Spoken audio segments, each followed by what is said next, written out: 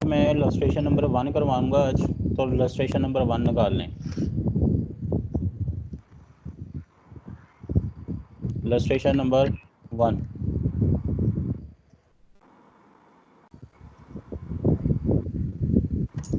Page number page number है इसका 302, 302।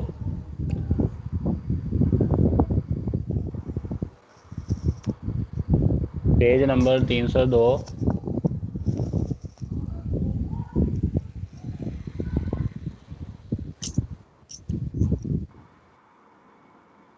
शुरू करें। ये उसने ट्रायल बैलेंस दिया हुआ है, तो उसने पूछी इसकी रिक्वायरमेंट क्या है। उसने कहा है कि आपने प्रॉफिट एंड लॉस स्टेटमेंट बनानी है, दूसरा बैलेंस शीट बनानी है। ठीक है। Prepare the statement of profit and loss and comprehensive income and statement of financial position as at date of Crown company. ठीक है। ये दो कंपनीज की आपने फाइनेंशियल स्टेटमेंट बनानी है। ठीक है, दो कंपनीज की ये दो फाइनेंशियल स्टेटमेंट बनानी है आपने। अच्छा, ये शुरू करते हैं। ट्रायल बैलेंस निकाल लें इसका। पहले इसका डाटा लिखते हैं। मैंने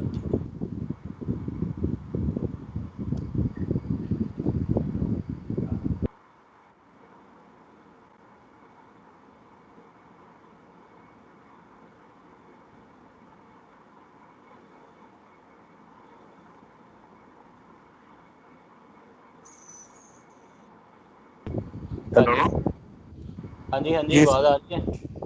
हाँ जी, आ रही। अच्छा जी। देखें, सबसे पहले उसने ऑर्डिनरी शेयर कैपिटल लिखा हुआ है। मैंने आपको कल फॉर्मेट बताया था तो कि सबसे पहले आपने फॉर्मेट बनाना है statement of profit and loss का, उसका नाम लिख लिया ऊपर, statement of profit and loss account. ठीक है, आपने उसका नाम लिख लिया। दूसरे पेज के ऊपर नाम लिखने अपनी बैलेंस शीट का, और बैलेंस शीट के इसका फॉर्मेट बना लें। ठीक है, ये हमने बैलेंस शीट का फॉर्मेट बना लिया। बारिश होने लगी है, लाइट किसी भी वक्त बंद हो सकती है, पहले बता रहा हूँ। इक्विटी एंड लाइबिलिटीज, दूसरे साइड पे एसेट्स। ठीक है। अच्छा, सबसे पहले उसने दिया हुआ है आपको ऑर्डिनरी शेयर कैपिटल। वो आपने सबसे पहले इक्विटी की हेडिंग देनी है बैलेंस शीट के अंदर, statement of financial position, financial position. ठीक है जी। इक्विटी के अंदर उसकी हेडिंग दी हमने, और साथ इसके नीचे लिख दिया शेयर कैपिटल। शेयर कैपिटल उसने 1 लाख का दिया हुआ है, तो हमने आउटर कॉलम के अंदर 1 लाख लिख दिया। सर क्लियर नहीं आ रहा मुझे।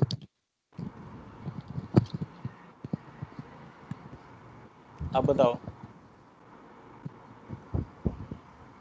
तो नहीं सर, अब ठीक है सर।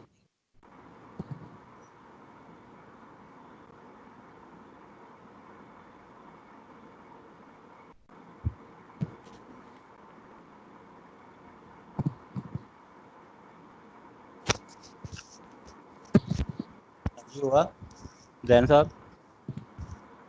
जब सर जैन, पहले हुआ था फिर हो गया। तुम्हारा नेट तो नहीं स्लो चल रहा? No sir.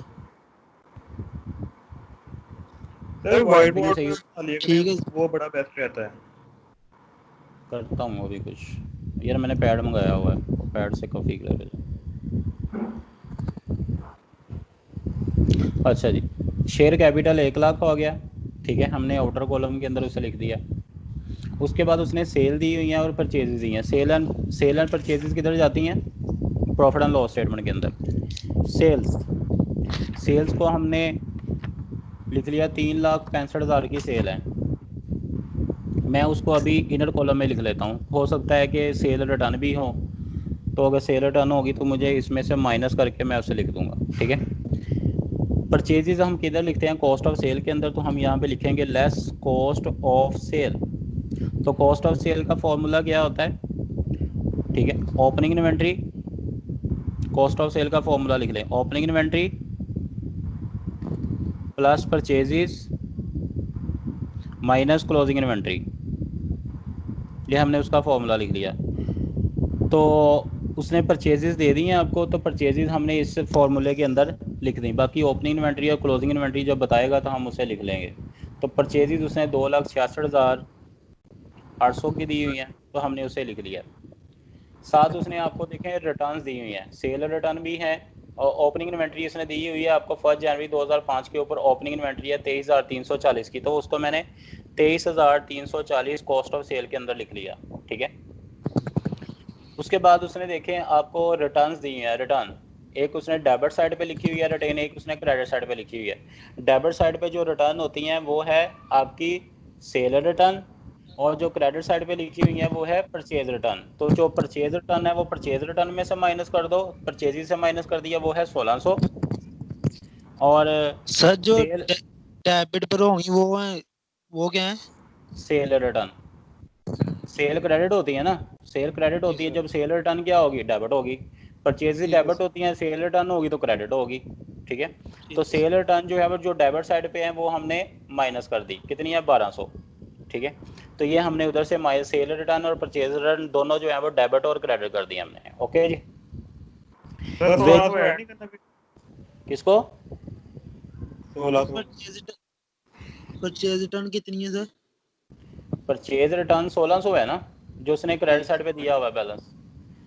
Purchase return 1600 minus होगा ना बिलाल, क्योंकि परचेज रिटर्न है, परचेज में से माइनस हो जाएगा।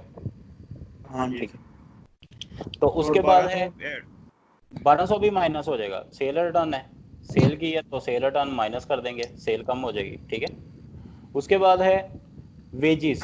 वेजिस जो है वो आपका डायरेक्ट एक्सपेंस होता है, तो आपने वो से ट्रेडिंग अकाउंट में लिखना है। तो वेजिस कितना दिया हुआ है उसने 46,160 का, तो उसको भी मैं इनर कॉलम में लिख लेता हूँ ताकि कोई एडजस्टमेंट होगी तो इसके अंदर हम उसे कर लेंगे। ठीक है, रेंट, रेंट हमारा इनडायरेक्ट एक्सपेंस है, तो उसको हमने ग्रॉस प्रॉफिट के नीचे लिखना है। तो मैंने रेंट जो है उसको रेंट उसने कितना दिया है 13,000 का, तो उसको भी मैंने इनर कॉलम के अंदर लिख लिया। ये मेरा आउटर कॉलम है, जो फाइनल फिगर्स होंगी मैं इसको यहाँ पे लिखूंगा। तो रेंट को मैंने इनर कॉलम में लिख लिया। साथ ही उसने दिया हुआ है आपको मोटर एक्सपेंस, तो मोटर एक्सपेंस को भी मैंने इनर कॉलम में लिख लिया क्योंकि इसके ऊपर भी एडजस्टमेंट हो सकती है। ठीक है, मोटर एक्सपेंस उसने कितना दिया हुआ है आपको 3,720 का, इनर कॉलम में लिख लिया।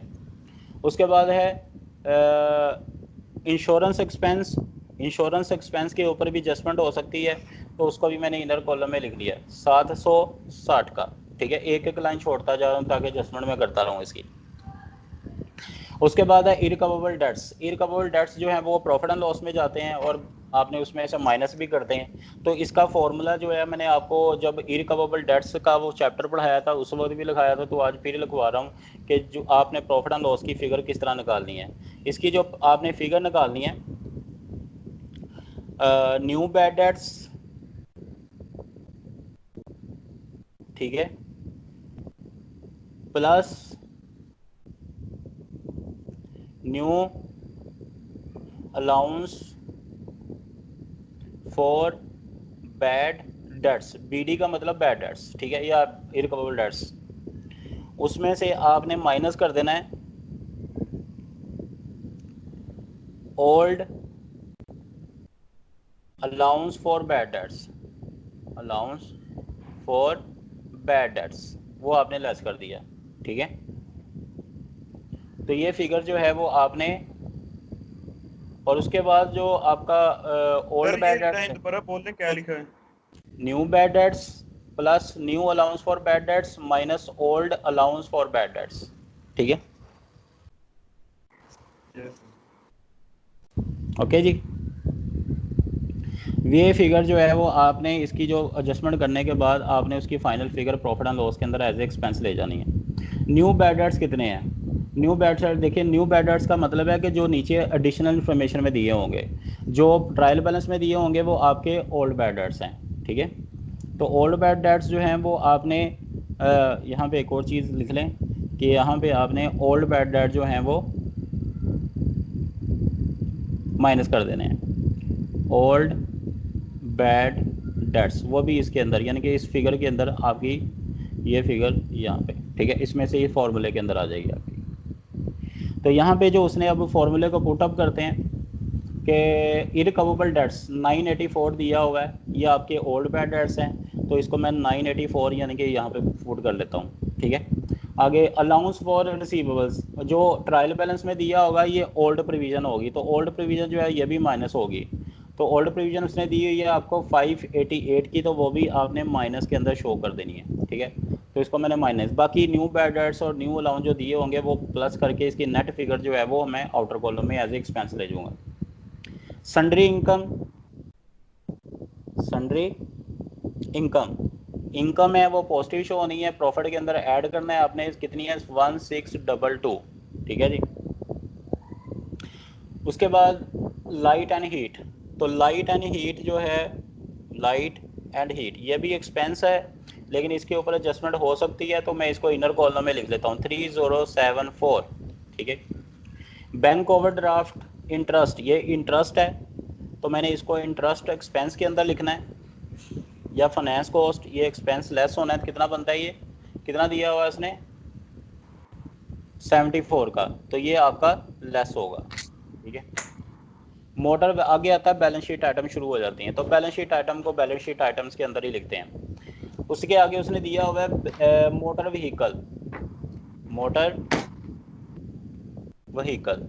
अब मोटर व्हीकल की उसने जो कॉस्ट दी हुई है वो कितनी है 24,000 बैलेंस शीट के अंदर, और उसकी क्यूमुलेटेड डेप्रिसिएशन हम इसमें से माइनस कर देंगे, कितनी दी हुई है उसने 12,240, 12,240, और इसमें से हमने माइनस कर दी है फॉर द ईयर डेप्रिसिएशन जो हमने कैलकुलेट करनी है, ठीक है। वो करेंगे तो फाइनल फिगर जो है वो आउटर कॉलम में चली जाएगी। ये हो गया मोटर व्हीकल। उसके बाद है fixture and fitting, fixture and fitting, इसको भी हमने ऐसे ही करना। उसकी कॉस्ट उसने कितनी दी हुई है 28,000 कॉस्ट है, इसकी क्यूमुलेटेड डेप्रिसिएशन इसमें से माइनस कर देंगे, कितनी बनती है, कितनी दी हुई है उसने 16,800, वो हमने इसमें से माइनस कर दी, और फॉर द ईयर जो डेप्रिसिएशन है, फॉर द ईयर डेप्रिसिएशन वो हमने कैलकुलेट करनी है, माइनस करेंगे तो फाइनल फिगर आउटर कॉलम में चली जाएगी, ठीक है।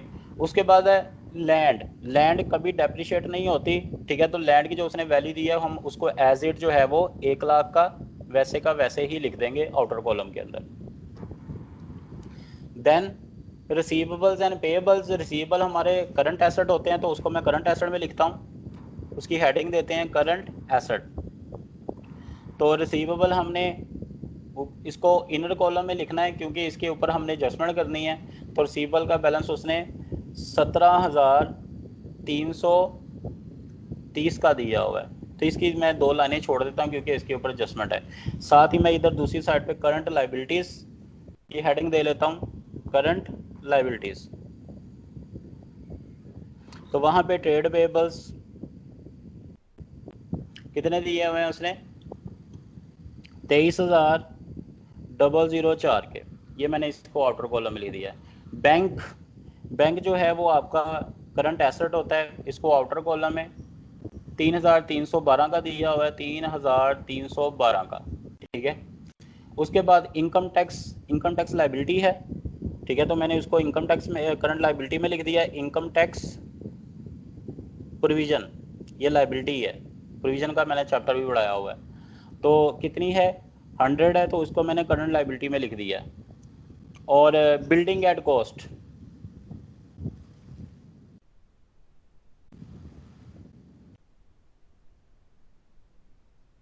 बिल्डिंग एट कॉस्ट 1 लाख, ठीक है। तो उसको मैंने ऊपर नॉन करंट एसेट की हेडिंग के अंदर ही लिखा कि बिल्डिंग जो है उसकी कॉस्ट है 1 लाख, उसकी क्यूमुलेटेड डेप्रिसिएशन उसने दी हुई है, कितनी है क्यूमुलेटेड डेप्रिसिएशन हमने उसमें से माइनस कर दी, वो उसने कितनी दी हुई है 6,000, ठीक है। और फॉर द ईयर डेप्रिसिएशन हमने इसमें से माइनस करनी है, तो देन इसकी फाइनल फिगर आएगी, तो वो कैलकुलेट करेंगे तो उसको माइनस करके हमारे पास फाइनल फिगर आ जाएगी। आगे है opening retain earning. Opening retain earning balance sheet में आती है कि opening retain earning inner column के अंदर कितनी है 1,04,800। फॉर द ईयर प्रॉफिट होगा तो लॉस होगा, हम एडलेस करेंगे तो आपके पास क्लोजिंग रिटेन अर्निंग निकल आएगी, जो कहाँ पे जाएगी आउटर कॉलम के अंदर। बाकी और इसके अलावा और इसके अंदर कुछ नहीं है। आगे एडिशनल इन्फॉर्मेशन है वो उसको हम कैलकुलेट करते हैं। सर ये रिटेन अर्निंग का दोबारा बताना, क्या बताया? ओपनिंग रिटेन अर्निंग आपको उसने दी हुई है ना, जी ठीक सर। है। फॉर द ईयर प्रॉफिट जो हम प्रॉफिट एंड लॉस से निकालेंगे, ये जो हमने प्रॉफिट एंड लॉस से जी सर। निकालना है, वो प्रॉफिट हम इस रिटेन अर्निंग के अंदर ऐड लेस करेंगे, ठीक है। और आपके पास क्लोजिंग रिटेन अर्निंग निकल आएगी, और कैपिटल में ऐड करके फिर लायबिलिटी टोटल करेंगे तो हमारे पास बैलेंस निकल आएगा, ठीक है। आगे है you are the given the following additional information, क्या आपको कुछ एडिशनल इन्फॉर्मेशन दी हुई है। सबसे पहले जो उसने इन्फॉर्मेशन दी है वो है इन्वेंट्री की। इन्वेंट्री क्लोजिंग उसने दी हुई है। इन्वेंट्री क्लोजिंग किधर किधर जाती है, इसके दो फैक्ट्स हैं। देखें, जो भी एडिशनल इन्फॉर्मेशन के अंदर जो इन्फॉर्मेशन दी होगी, आपने हमेशा उसके दो फैक्टर रिकॉर्ड करने हैं, एक बैलेंस शीट के ऊपर, एक प्रॉफिट एंड लॉस के ऊपर, इसके दो फैक्ट्स होंगे। अब देखें, जो इन्वेंट्री क्लोजिंग है, इसको आपने इन्वेंट्री करंट एसेट के अंदर भी रिकॉर्ड करना है। कितनी दी हुई है, 25,680 की, ठीक है। 25,680 की करंट एसेट में बैलेंस शीट के अंदर रिकॉर्ड कर दिया।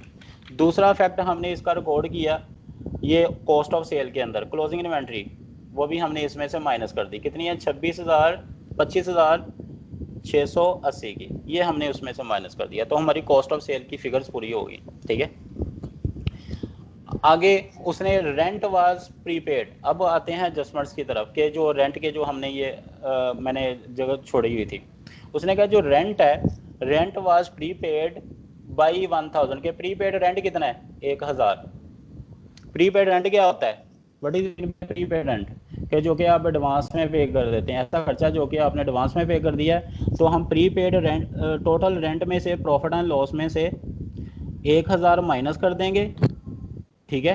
तो हमारा जो नेट एक्सपेंस हो गया रेंट का, वो बनता है 12,000। तो प्रीपेड रेंट जो 1000 का है, वो करंट एसेट में हमारा एसेट चला जाएगा, तो मैंने प्रीपेड रेंट के नाम से उसे करंट एसेट में रिकॉर्ड कर लिया। कितने से, 1000 से, ठीक है जी। तो वो मैंने रिकॉर्ड कर दिया हुआ, ठीक है जी। उसके बाद उसने साथ ही लिखा हीट ओड फॉर 60 एट 31 दिसंबर। रेंट को उधर क्यों नोट किया है, इधर दूसरी साइड पर? दूसरी साइड कौन सी, बैलेंस शीट पे? जी सर। एडवांस पे किया है ना, एसेट होता है। प्रीपेड हमारा जो है वो ऐसा रेंट जो कि अगले साल का है, लेकिन हमने इस साल पे कर दिया है, तो वो इस साल का जी तो सर। एक्सपेंस थोड़ी है, वो तो अगले साल का एक्सपेंस है। तो इसका मतलब है हमने उस वो एक्सपेंस जो कि अगले साल का है, फिर उसको अपना करंट एसेट बनाना है, प्रीपेड एसेट के नाम से, प्रीपेड रेंट के नाम से। तो इसलिए मैंने इस साल के टोटल एक्सपेंस में से माइनस कर दिया, और अगले साल के लिए उसको एडवांस बना के अपना करंट एसेट कोड कर दिया, ठीक है। 1000, ठीक है सर। तो मेरा इस साल का एक्सपेंस हो गया 13,000 नहीं है बल्कि 1,000 है, तो वो माइनस करके मेरा नेट एक्सपेंस 12,000 निकला है प्रॉफिट एंड लॉस के अंदर, 12,000। ठीक है। तो वो एक्सपेंस मेरे पास ये हो गया, ठीक है। आगे उसने बताया हुआ है कि जो हीट एंड लाइट है, वो 460 से आउटस्टैंडिंग है। ओड का मतलब है वाजिबुल अदा, अभी पे नहीं किया, तो इसका मतलब है कि ये हमारे ऊपर लाइबिलिटी है, हीट एंड लाइट। तो हमने क्या करना है, इसके अंदर plus outstanding heat and light जो है वो 460 इसके अंदर ऐड किया, तो हमारे पास कितना हो गया total balance heat and light का, 34,3500, 3,074 प्लस 400, कितना बैलेंस हो गया, 3534, वो मेरा प्लस एक्सपेंस क्या हो गया किया इसमें। इसमें? 460 हीट एंड लाइट वो क्या है?